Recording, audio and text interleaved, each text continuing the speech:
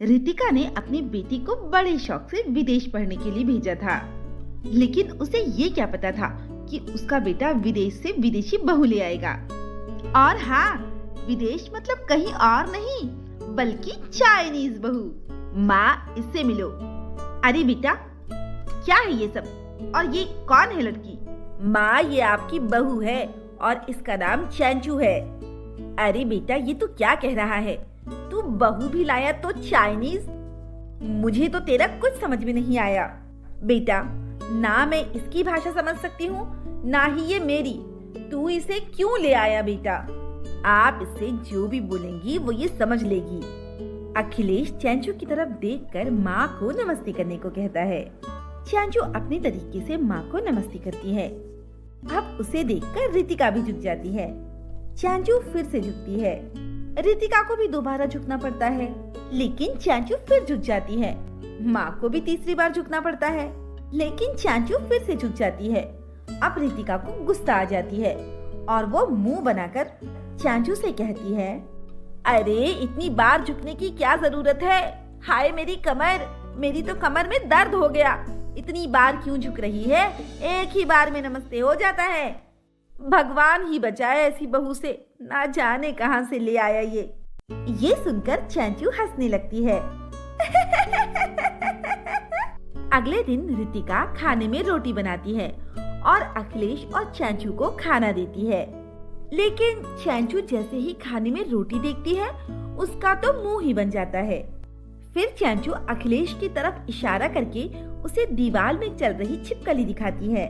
Okay okay darling, माँ ये कल तुम्हारे लिए बना देगी। आज तुम रोटी से ही काम चला लो। अरे अखिलेश, जरा मुझे भी तो बता कि मैं क्या बना दूंगी। हाँ, अरे बहू क्या खाती है? मुझे भी तो बता कि उसे खाने में क्या पसंद है। वो माँ, तुम्हारी बहू बोल रही है कि उसे छिपकली खाना है। चाइना में तो ये लोग बहुत चाव से छिपकली खाते हैं। ये सुनकर माँ तो चौंक ही जाती है। तभी चैंचू अखिलेश के कान में कुछ कहती है। वो माँ ये कह रही है कि इसने इतनी फ्रेश छिपकली कभी नहीं खाई। अखिलेश की माँ ये सुनकर अपना सर पकड़ लेती है। अरे बेटा, ये तू क्या बोल रहा है? इसे कुछ और नहीं समझ आया खाने के लिए छिपकली खाएगी? राम राम राम राम। और हाँ, तू सुन मेरी बात, मेरे घर के किचन में ये सब नहीं चल पाएगा। वैसे बहू के और क्या क्या शौक है बेटा, तू वो भी बता दे। अरे माँ, ऐसा कोई शौक नहीं है चैंचू को, बस वो खाने पीने की शौकीन है जरा। अगले दिन पूरे पड़ोस में बात फैल जाती है कि रितिका की बहू एक चाइनीज है। फिर क्या था, चैंचू की मुंह दिखाई के लिए मोहल्ले की सारी औरतें इकट्ठा होकर अखिलेश के घर आ जाती हैं। अरे रितिका बहन, सुना है तुम चाइनीज बहू लाई हो? अरे हाँ, मैं तुम लोगों को बुलाने ही वाली थी कि घर आकर बहू को आशीर्वाद दे दो। अब बेटा पढ़ने गया था, उसे पसंद आ गई वो लड़की, तो उसे बहू बनाकर ले आया वो। अब क्या कहें आजकल के बच्चे तो। अरे रितिका, वो सब तो ठीक है, लेकिन सबसे पहले तुम ये बताओ कि तुम्हारी चाइनीज बहू खाती क्या है? हमने तो सुन रखा है कि चाइना में चिंपैंजी और कुत्ते को भी नहीं छोड़ते। अरे सीमा, ऐसी कोई बात नहीं है। अरे ये सब तो कहने सुनने की बातें हैं। हमारी बहू तो बड़ी संस्कारी है और वो ऐसा कुछ नहीं खाती। वो तो अपने भारतीय टाइप की ही बहू है। अच्छा रितिका, तो तू अपनी बहू को बुला तो सही, हम भी तो देखे उसे।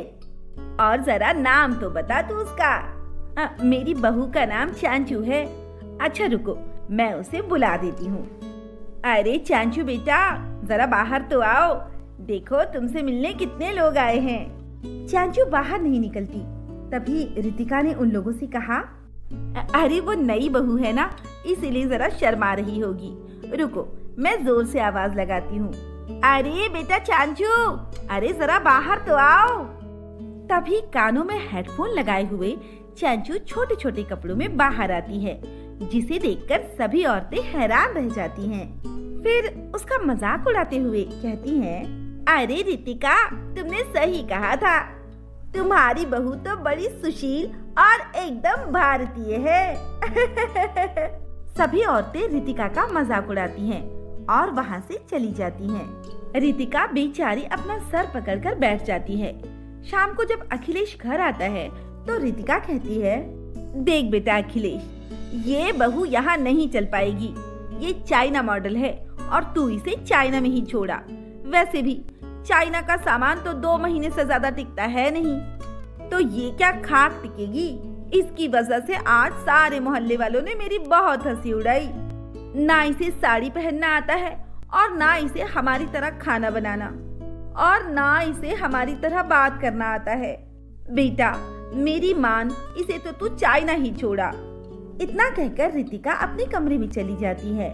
रितिका की सारी बातें पास खड़ी चैंचू सुन रही होती है और अगले दिन चैंचू साड़ी पहनकर अपनी सास के कमरे में जाती है और उसे चाय देते हुए कहती है, गुड मॉर्निंग माँ जी, मैं आपके लिए चाय लाई हूँ। रितिका ने चैंचू की तरफ देखा जो साड़ी में बहुत खूबसूरत लग रही थी।